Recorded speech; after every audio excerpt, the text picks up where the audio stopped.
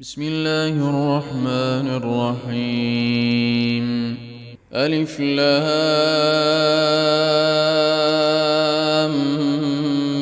ميم.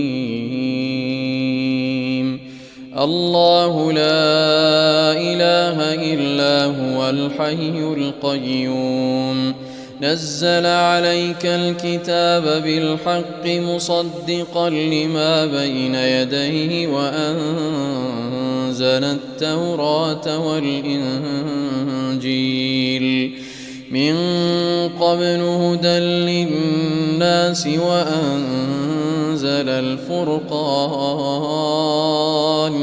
إن الذين كفروا بآيات الله لهم عذاب شديد والله عزيز ذو انتقام.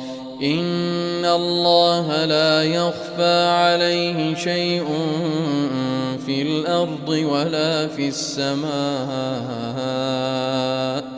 هو الذي يصوركم في الأرحام كيف يشاء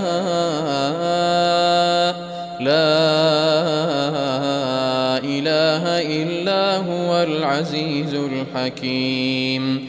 هو الذي أنزل عليك الكتاب منه آيات محكمات هن أم الكتاب آيات محكمات هن أم الكتاب وأخر متشابهات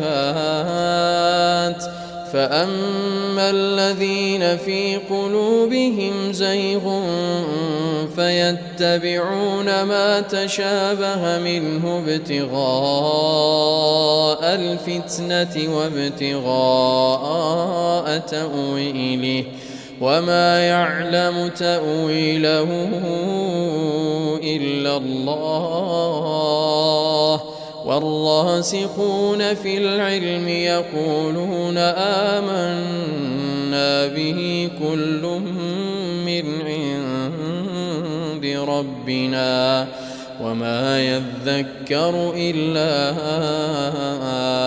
أولو الألباب. ربنا لا تزغ قلوبنا بعد إذ هديتنا وهب لنا من لدنك رحمة إنك أنت الوهاب.